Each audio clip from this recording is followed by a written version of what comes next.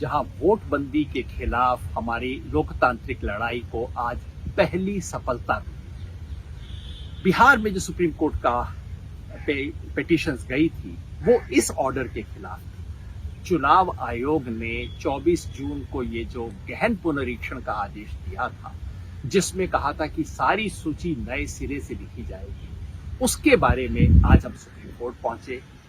Association for democratic reform और PUCL जैसी नागरिक संस्थाएं पहुंची, मुझ जैसे नागरिक भी पहुंचे और तमाम पॉलिटिकल पार्टियां पहुंची, इस उम्मीद में कि हमें उन सवालों का जवाब मिलेगा जो पिछले 3 हफ्ते से हम पूछ रहे हैं और चुनाव आयोग दे नहीं रहा है। चुनाव आयोग की तरफ से बीजेपी वाले बोल रहे हैं। और दूसरा कि इस प्रक्रिया पर किसी तरह की नकेल लगेगी। और दोनों ही चीजों में आज हमें सफलता प्राप्त हुई।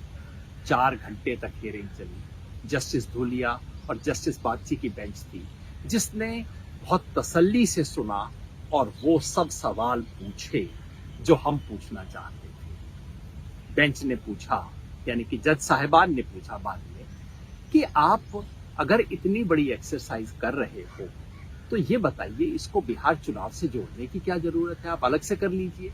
इतने महीनों के अंदर आप कैसे प्रक्रिया को पूरा कर पाएंगे? जस्टिस बागची ने पूछा कि अगर एक भी वोटर रहता है तो आपको उसको पूरी सुनवाई करनी पड़ेगी, लाखों लोगों के साथ आप कैसे कर पाएंगे ये?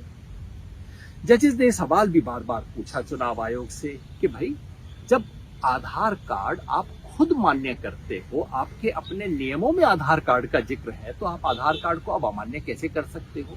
ये एपिक कार्ड तो आपने खुद दिया हुआ है और राशन कार्ड भी लोगों के पास है, इन सबको आप अमान्य कैसे कर सकते हो? जजेस ने ये पूछा कि सिटीजनशिप तय करना आपका कब से काम हो गया? जस्टिस धूलिया ने साफ कहा कि देखिए, अगर इस पे आप जाएंगे तो बहुत दिक्कत हो जाएगी। नागरिकता तय करना चुनाव आयोग का काम नहीं है, ये सरकार का काम है। जजेस ने पुराने केस का हवाला भी दिया, जिसके अंदर सुप्रीम कोर्ट ने स्पष्ट कहा था कि अगर ये सब कुछ तय करना है, एक तो ये चुनाव आयोग का काम नहीं है, और अगर ये होना है तो इसे बहुत विस्तृत प्रक्रिया से गुजरना होगा। तो ये तो सारा डिस्कशन था। ऑर्डर में 3 बड़ी बात हो। पहला, सुप्रीम कोर्ट का ऑर्डर, ये पहला ऑर्डर है। पहले ऑर्डर में हमेशा सब चीजों पे फैसला नहीं होता। जस्टिस धूलिया ने स्पष्ट किया कि देखिए, आज हम अंतिम फैसला इस पे नहीं देंगे, इसकी उम्मीद भी नहीं, और किसी ने ये कहा भी नहीं था कि बीच रास्ते में एसआईआर की एक्सरसाइज को आज रोक दिया जाए। वो स्टे की हमने मांग ही नहीं की। पहली बात, ऑर्डर में कहा गया है कि ये लोकतंत्र का सबसे बड़ा सवाल है। राइट टू वोट लोगों को है कि नहीं, उसका सवाल है। बार बार हम यही कह रहे हैं कि साहब, ये तो राइट टू वोट का सवाल है। यूनिवर्सल एडल्ट फ्रेंचाइज पे प्रश्न चिन्ह है। सुप्रीम कोर्ट ने इस बात का संज्ञान लिया। दूसरी बात, सुप्रीम कोर्ट ने फैसला किया कि अगला कदम उठाने से पहले उन्हें सुप्रीम कोर्ट के पास वापस आना पड़ेगा। चुनाव आयोग की तरफ से कहा गया कि साहब, अभी आप मत रोकिए। कोर्ट ने कहा बाद में रोक दें तो ठीक है ना। मतलब कोर्ट की एक जो डायरेक्शन है वो स्पष्ट है कि अगला कदम, यानी कि 1 अगस्त को जो electoral roll, draft electoral roll publish करने हैं, उससे पहले चुनाव आयोग को सुप्रीम कोर्ट आना पड़ेगा। सुप्रीम कोर्ट जांच करेगा, तभी अगला कदम उठा पाएगा। तो मेरे हिसाब से तो इसी को स्टे कहते हैं। और स्टे क्या चीज होती है?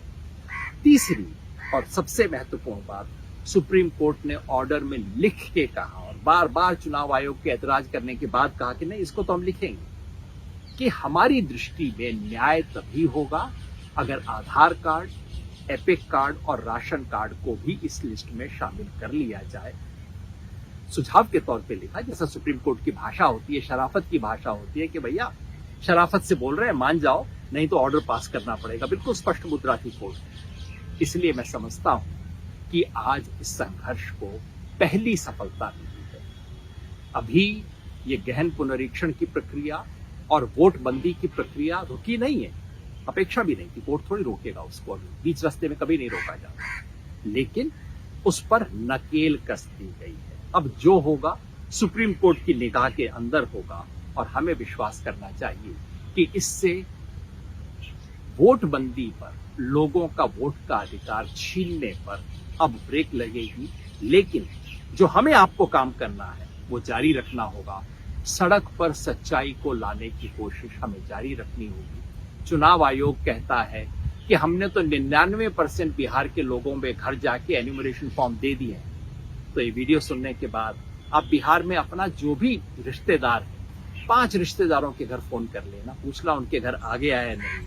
और अगर एक भी कहता है कि नहीं आया, इसका मतलब इलेक्शन कमीशन झूठ बोल रहा है। इलेक्शन कमीशन ये भी दावा कर रहा है कि 57% लोगों ने तो फॉर्म भर के भी दे दिया है। हमने सर्वे किया तो पता लगा 40% लोगों के घर में अभी फॉर्म पहुंचा ही है। कुछ गड़बड़ हो रही है, इस पे निगाह रखनी होगी, सच को सामने लाना होगा, सड़क की, संसद की और संविधान की लड़ाई को जोड़ना होगा। शुक्रिया।